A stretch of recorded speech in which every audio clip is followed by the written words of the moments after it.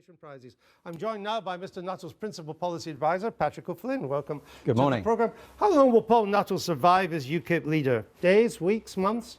I think you're in danger of not seeing the wood for the trees here, Andrew. UKIP was formed in 1993 with the express purpose, much mocked and derided, of getting Britain out of the European Union. We then, under the brilliant leadership of Nigel Farage, were crucial in forcing a fairly vacuous Prime Minister to make a referendum promise he didn't want to give. Then with our friends in Vote Leave and other organisations. My question was, how long does Mr. Nuttall survive? No, I agree if you get to the answer now. Get to the point here.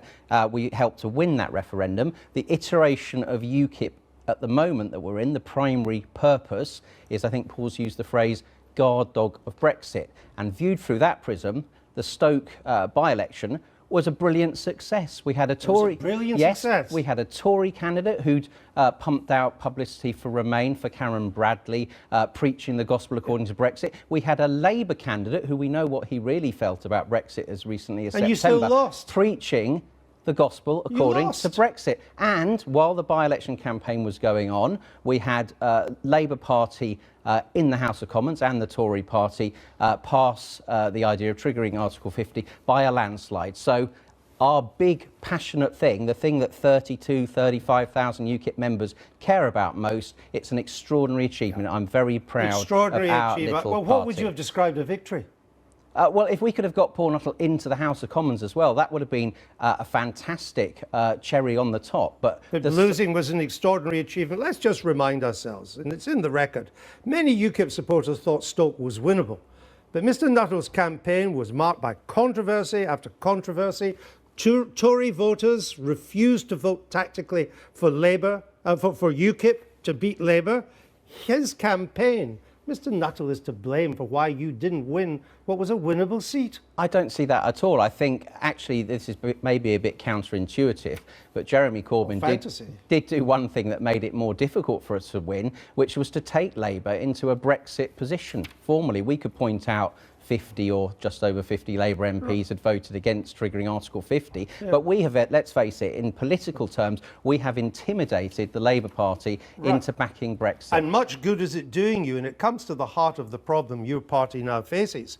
You're now struggling to win Tory Eurosceptic voters. They seem pretty happy, for the moment anyway, with Theresa May. Stoke shows that you're not winning Labour Brexit voters either. So if you can't get disillusioned Tories or disillusioned Labour, where does your vote come from? Well, look, in terms of the by-election, it came very early for Paul, and he took... No, I'm talking about the future. Yes, where does it come from? We have a future agenda, a big ideological argument with Jeremy Corbyn's Labour Party, which is wedded to the notion of global citizenship and doesn't recognise the nation state. We know he spent Christmas sitting around campfires with Mexican Marxists dreaming of global government. We believe in the nation state, and we believe the patriotic working class vote will be very receptive to our argument. Vote. Your vote went down 9% in Copeland. Well, in Copeland, clearly we got squeezed. Clearly in Stoke, we were unable to squeeze the Tories, which are on a high. But I'm talking about our agenda is to argue that social solidarity, collective views are important,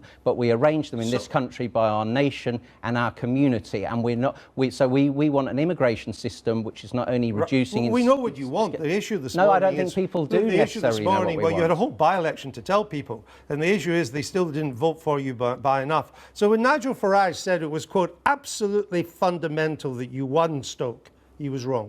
Well, Nigel chooses his own words. I would never deign to rewrite them. I think, obviously, it would have been a massive advantage to UKIP to have our leader in the House of Commons in time to reply to the budget, PMQs and all of that. But I do think we've taken a big strategic view that we are going to fight the Labour Party for the working class vote. Now, it's also true that the Conservatives are going to make a pitch for the working class vote as well. And all three parties have certain advantages and certain disadvantages. Sure. Now, as part of that pitch, Mr. Farage said that your leader, Mr. Nuttall, should have taken a clearer, by which I assume he means a tougher line on immigration.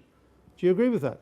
He took a very tough line on immigration. He even developed the policy in a tough direction at our party conference in the spring. Didn't think so. Well, Nigel made his speech before Paul made his speech, but he set out an ambition for us, which No. He made this in the aftermath of the result. He said yes, I'm that just he should have telling you taken a clearer the agenda that Paul will be setting out involves, once we have freedom to control our own borders, he wants to set up an immigration system which includes an aptitudes test, i.e. Yes. do you have skills that the British economy He said needs? that during but the by-election. also an attitudes test. He said that do you too. subscribe to core British values such as gender equality and freedom of expression? And we will be making these arguments. It's certainly true that Paul's campaign was thrown off course by particularly something that we knew the Labour Party had been preparing to run, which is the smear and the untruth, the implications about Hillsborough. If you'd known it, you should have anticipated it.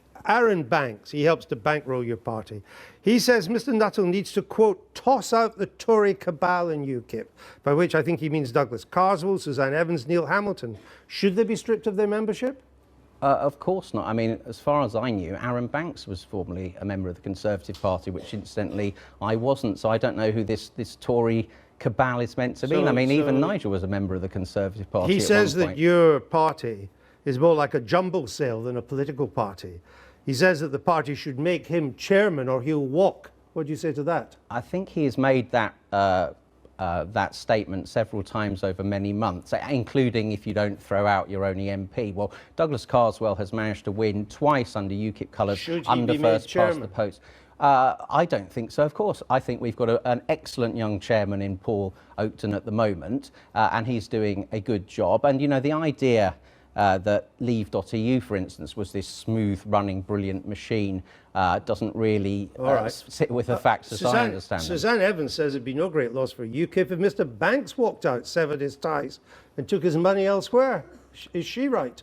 Well, I'm always happy if people who want to give money and support to our party want to stay in the party, but I think the best donors donate and don't seek to dictate. Of course, if they're expert in certain fields, people should listen to their views, but to have a donor telling the party leader who should be party chairman, that's a non-starter. You've described your existing party chairman as excellent. His name is Paul Oakton. Yeah. He says it could be 20 years before UKIP wins a by-election.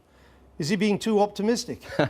Well, look, there's a general election coming up, isn't there, in 3 years' time, and we'll be aiming to win seats in that. But before that, we'll have been aiming to carry on being the guard dog for Brexit, to make sure this extraordinary achievement of our little party... But you're a guard dog without a kennel. You can't get seats in the kennel that matters. We're a guard dog that's keeping, so far, those bigger establishment parties true to the will of the people, and I'm very proud of that. If we achieve nothing else at all, that will be an absolutely magnificent achievement. We will make America great again.